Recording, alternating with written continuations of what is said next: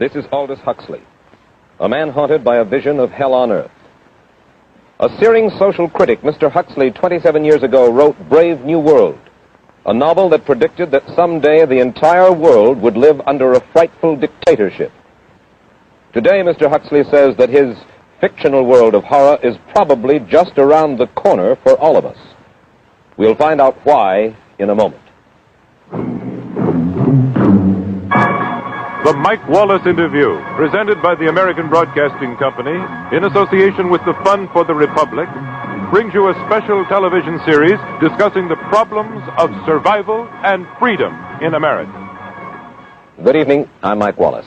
Tonight's guest, Aldous Huxley, is a man of letters, as disturbing as he is distinguished. Born in England, now a resident of California, Mr. Huxley has written some of the most electric novels and social criticism of this century. He's just finished a series of essays called Enemies of Freedom, in which he outlines and defines some of the threats to our freedom in the United States. And Mr. Huxley, right off the bat, let me ask you this. As you see it, who and what are the enemies of freedom here in the United States? Well, I don't think you can say who in the United States. I don't think there are any sinister persons deliberately trying to rob people of their freedom. But I do think, first of all, that there are a number of impersonal forces which are pushing in the direction of less and less freedom. And I also think that there are a number of technological devices which anybody who wishes to use can use to accelerate this process of going away from freedom, of imposing control. Well, what are these forces and these devices, Mr. Huxley?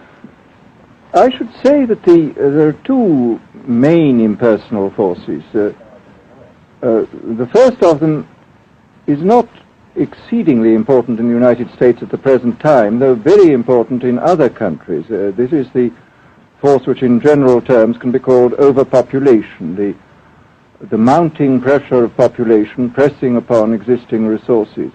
This, of course, is an extraordinary thing. Something is happening which has never happened in the world's history before. I mean, let's just take a simple fact that between the time of the birth of Christ and the landing of the Mayflower, the population of the Earth doubled. It rose from 250 million to probably 500 million. Today, the population of the Earth is rising at such a rate that it will double in half a century. Well, why should overpopulation work to diminish our freedoms? Well, in a number of ways. I mean, the experts in the field, like Harrison Brown, for example, pointed out that in the underdeveloped countries, actually the standard of living is at present falling, that people have less to eat and less goods per capita than they had 50 years ago. And as the position of these countries, the economic position, becomes more and more precarious, obviously the central government has to take over more and more responsibility for keeping the ship of state on an even keel. And then, of course, you're likely to get social unrest under such conditions, with again an intervention of the central government. So I think one sees here a pattern which seems to be pushing very strongly towards a totalitarian regime. And unfortunately, as in all these underdeveloped countries, the only highly organized political party is the Communist Party, it looks rather as though they will be the heirs to this unfortunate process, that they will step into the position of power. Well, then, ironically enough, one of the greatest forces against communism in the world, the Catholic Church, according to your thesis, would seem to be pushing us directly into the hands of the communists because they are against birth control. Well, I think this strange paradox probably is true. There is it's an extraordinary situation, actually. I mean, one has to look at it, of course, from a biological point of view. The whole essence of biological life on Earth is a question of balance, and what we have done is to practice death control in a most intensive manner without balancing this with the birth control at the other end. Consequently, the birth rates remain as high as they were, and death rates have fallen substantially. All right, then. So much for the time being, anyway, for overpopulation.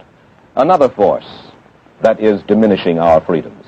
Well, another force which I think is very strongly operative in this country is the force of what may be called over-organization. As technology becomes more and more complicated, it becomes necessary to have more and more elaborate organizations, more hierarchical organizations. And incidentally, the advance of technology has been accompanied by an advance in the science of organization. It's now possible to make organizations on a larger scale than was ever possible before.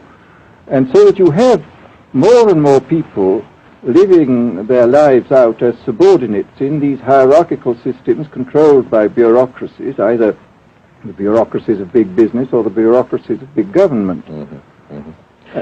Now, the devices that you were talking about, are there specific devices or methods of communication which diminish our freedoms in addition to overpopulation and over-organization? Well, there are certainly devices which can be used in this way. I mean, let us take, after all, a piece of very recent and very painful history is the propaganda used by Hitler, which was incredibly effective. I mean, what were Hitler's methods? Hitler used terror on the one kind, brute force on the one hand, but he also used a very efficient form of propaganda, which he was using every modern device at that time. He didn't have TV, but he had the radio, which he used to the fullest extent, mm-hmm. and was able to impose his will on an immense mass of people. I mean, the Germans were a highly educated people. Well, we're aware of all this, but how do you equate Hitler's use of propaganda with the way that propaganda, if you will, is used, let us say, here in the United States? Are you suggesting that there is a parallel? Needless to say, it's not being used in this way now, but the point is, it seems to me, that there are methods at present available, methods superior in some respects to Hitler's method, which could be used in a bad situation. I mean, what I feel very strongly is that we mustn't be caught by surprise by our own advancing technology. This has happened again and again in history.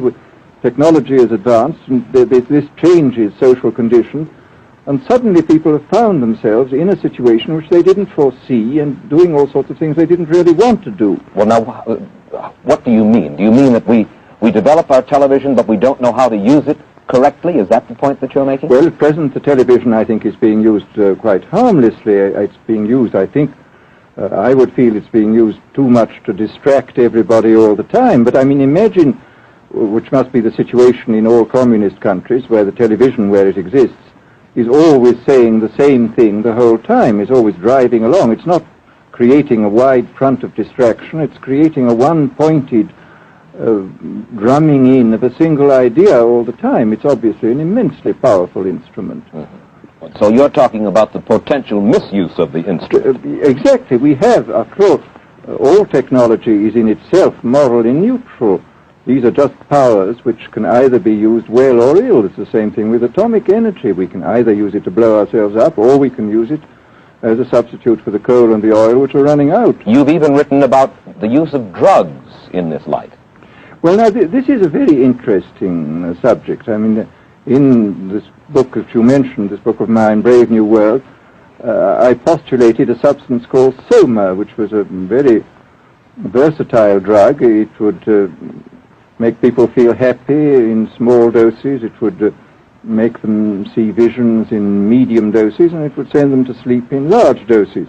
Well, I don't think such a drug exists now, nor do I think it will ever exist, but we do have drugs which will do some of these things, and I think it's quite on the cards that we may have drugs which will profoundly change our mental states without doing us any harm. I mean, this is the pharmacological revolution which has taken place, that we have now powerful mind-changing drugs which, physiologically speaking, are almost costless. I mean, they are not like opium or like cocaine, which do change the state of mind, but leave terrible results physiologically and morally.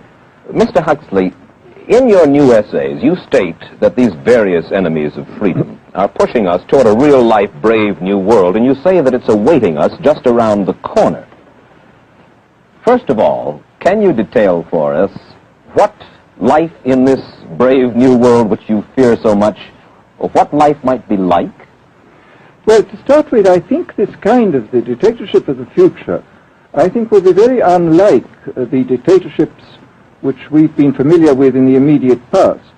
I mean, take another book prophesying the future, which was a very remarkable book, George Orwell's 1984. Mm-hmm. Well, this book was written at the height of the Stalinist regime and just after the Hitler regime. And there he foresaw a dictatorship using entirely the methods of terror, the methods of physical violence.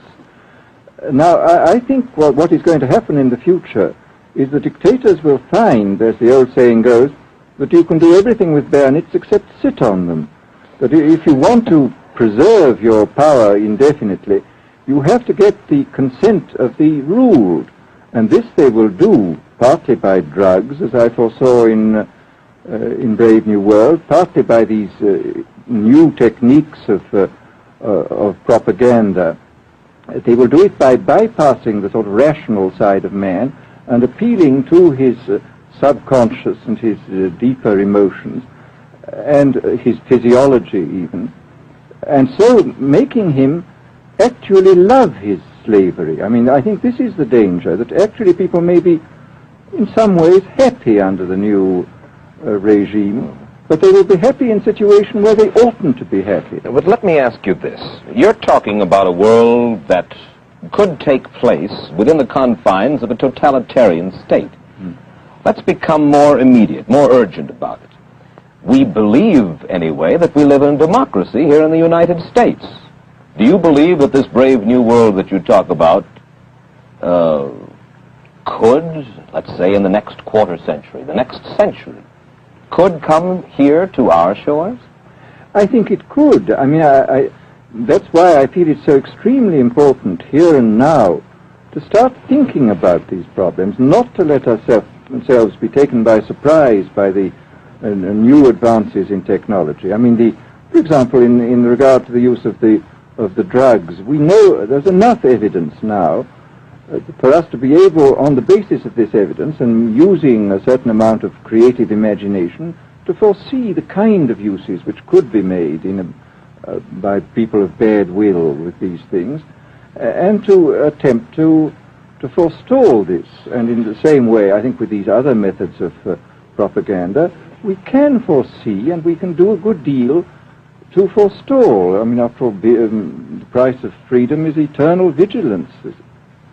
You write in Enemies of Freedom, you write specifically about the United States. You say this, writing about American political campaigns. You say, all that is needed is money and a candidate who can be coached to look sincere. Political principles and plans for specific action have come to lose most of their importance. The personality of the candidate, the way he is projected by the advertising experts, are the things that really matter. Well, this is... during the last campaign, there was a great deal of this kind of statement by the advertising managers of the campaign parties, this idea that the candidates had to be merchandised as though they were soap or toothpaste, and that you had to depend entirely on the personality. I mean, the personality is important, but there are certainly people with an extremely amiable personality, particularly on TV, who might not necessarily be very good in positions of political trust. Well, do you feel that men like Eisenhower, Stevenson, Nixon, with knowledge of forethought, were trying to pull the wool over the eyes of the American public? No, but they were being advised by powerful advertising agencies who were making campaigns of a quite different kind from what had been made before. And I think we shall see probably all kinds of new devices coming into the picture. I mean, for example, this thing which got a good deal of publicity last autumn, subliminal projection. I mean, as it stands, this thing, I think, is of no menace to us at the moment. But I was talking the other day to one of the people who has done most experimental work in the psychological laboratory with this, was saying precisely this, that it is not at the moment a danger, but once you've established a principle that something works, you can be absolutely sure that the technology of it is going to improve steadily.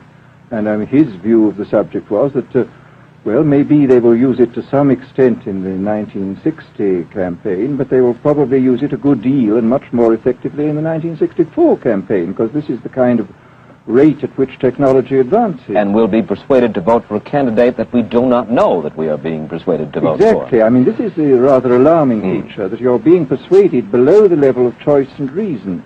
In regard to advertising, which you mentioned just a little ago, in your writing, particularly in Enemies of Freedom, you attack Madison Avenue, which controls most of our television and radio advertising, newspaper advertising, and so forth.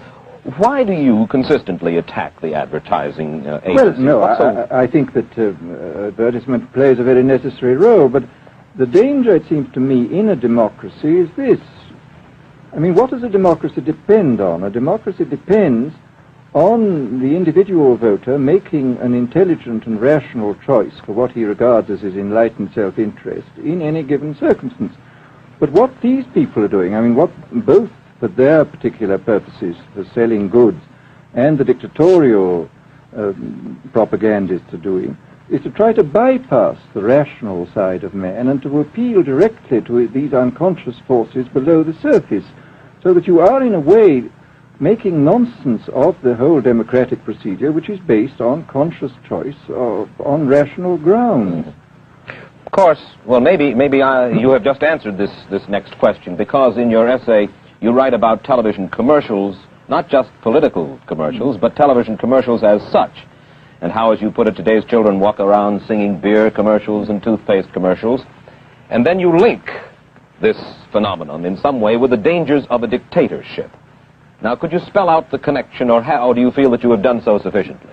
Well, here, this whole question of children, I think, is a terribly important one, because children are quite clearly much more suggestible than the average grown-up. And again, suppose that for one reason or another all the propaganda was in the hands of one or very few agencies, you would have an extraordinarily powerful force playing on these children, who after all are going to grow up and be adults quite soon. I do think that this is not an immediate threat, but it remains a possible threat. And you said something to the effect in your essay that the children of Europe used to be called cannon fodder, and here in the United States they are television and radio fodder. Well, after all, you can read in the trade journals the most lyrical accounts of how necessary it is to get hold of the children, because then they will be loyal brand buyers later on. Mm-hmm. But, again, you just translate this into political terms. The dictator says they will be loyal ideology buyers when they're grown up. We hear so much about brainwashing as used by the communists. Do you see any brainwashing other than that which we've just been talking about that is used here in the United States? Other forms of brainwashing? Not in the form that has been used in China and in Russia, because this is essentially the application of propaganda methods, the most violent kind, to individuals. It's not a shotgun method like the advertising method. It's a way of getting hold of the person and playing both on his physiology and his psychology till he really breaks down, and then you can implant a new idea in his head. The descriptions of the methods are really blood-curdling when you read them, and not only the methods applied to political prisoners, but the methods applied, for example, to the training of the young communist administrators and missionaries. They receive an incredibly tough kind of training, which may causes about 25% of them to break down or commit suicide, but produces 75% of completely one-pointed fanatics. The question, of course, that keeps coming back to my mind is this. Obviously, politics in themselves are not evil. Television is not in itself evil. Atomic energy is not evil. And yet you seem to fear that it will be used in an evil way. Why is it that the right people will not, in your estimation, use them? Why is it that the wrong people will use these various devices and for the wrong motives? Well, I think one of the reasons is that these are all instruments for obtaining power, and obviously the passion for power is one of the most moving passions that exist in man, and after all, all democracies are based on the proposition that power is very dangerous and that it's extremely important not to let any one man or any one small group have too much power for too long a time. After all, what are the British and American constitutions except devices for limiting power? And all these new devices are extremely efficient instruments for the imposition of power by small groups over larger masses. Well, you ask this question yourself in Enemies of Freedom. I'll put your own question back to you. You ask this: in an age of accelerating overpopulation, of accelerating overorganization, and ever more efficient means of mass communication, how can we preserve the integrity and reassert the value of the human individual? You put the question. Now here's your chance to answer it, Mr. Huxley. Well, this is obviously, first of all, it's a question of education. I think it's terribly important to insist on individual values. I mean, there is a tendency, as you probably read a book by White, The Organization Man, a very interesting, valuable book, I think, where he speaks about the new type of group morality, group ethic, which speaks about the group as though the group was somehow more important than the individual. But this seems, as far as I'm concerned, to be in contradiction with what we know about the genetical make-up of human beings, that every human being is unique. And it is, of course, on this genetical basis that the whole idea of the value of freedom is based. And I think it's extremely important for us to stress this in all our educational life. And I would say it's also very important to teach people to be on their guard against the sort of verbal booby traps into which they're always being led, to analyze the kind of things that are said to them. Well, I think there is this whole educational side, and I think there are many more things that one could do to strengthen people and to make them more aware of what was being done. You're a prophet of decentralization. Well, yes, if this is feasible. It's one of the tragedies, it seems to me. I mean, many people have been talking about the importance of decentralization in order to give back to the voter a sense of direct power. I mean, the voter in an enormous electorate feels quite impotent, and his vote seems to count for nothing. This is not true where the electorate is small and where he is dealing with a group which he can manage and understand. And if one can, as Jefferson, after all, suggested, break up the units into smaller and smaller units, and so get a real self-governing democracy. Well, that was all very well in Jefferson's day, but how can we revamp our economic system and decentralize and at the same time meet militarily and economically the tough challenge of a country like Soviet Russia? Well, I think the answer to that is that there are, it seems to me that the production, industrial production, is of two kinds. I mean, there are some kinds of industrial production which obviously need the most tremendously high centralization, like the making of automobiles, for example. But there are many other kinds where you could decentralize quite easily and probably quite economically, and that you would then have this kind of decentralized life. After all, you begin to see it now if you travel through the South, this decentralized textile industry which is springing up there. Mr. Huxley, let me ask you this, quite seriously. Is freedom necessary? As far as I'm concerned, it is, yes. Why? Is it necessary for a productive society? Yes, I should say it is. I mean, a genuinely productive society. I mean, I think you could produce plenty of goods without much freedom, but I think the whole sort of creative life of man is ultimately impossible without a considerable measure of individual freedom, that initiative, creation, all these things which we value, and I think value properly, are impossible without a large measure of freedom. Well, Mr. Huxley, take a look again at the country which is in the stance of our opponent anyway it would seem to be there, Soviet Russia. It is strong and getting stronger economically, militarily. At the same time, it's developing its art forms pretty well. It seems not unnecessarily to squelch the creative urge among its people, and yet it is not a free society. It's not a free society, but here is something very interesting, that those members of the society, like the scientists who are doing the creative work, are given far more freedom than anybody else. I mean, it's a privileged aristocratic society in which, provided that they don't poke their noses into political affairs, these people are given a great deal of prestige, a considerable amount of freedom, and a lot of money.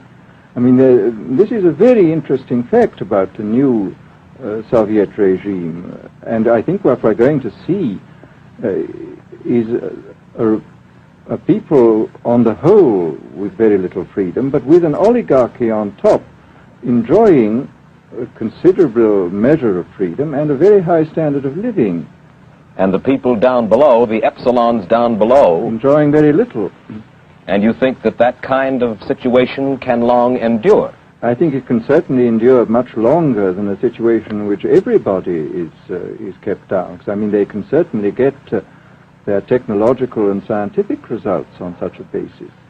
Well, the next time that I talk to you then, perhaps we should investigate further the possibility of the establishment of that kind of a society, where the drones work for the queen bees up above. Well, but yes, but I must say I still believe in democracy. If we can make the best of the creative activities of the people on top, plus those of the people on the bottom, so much the better. Mr. Huxley, I surely thank you for spending this half hour with us, and I wish you Godspeed, sir. Thank you. Aldous Huxley finds himself these days in a peculiar and disturbing position. A quarter of a century after prophesying an authoritarian state in which people were reduced to ciphers, he can point at Soviet Russia and say, "I told you so." The crucial question, as he sees it now, is whether the so-called free world is shortly going to give Mr. Huxley the further dubious satisfaction of saying the same thing about us. Stay tuned for a preview of next week's interview. Till then, Mike Wallace, good night.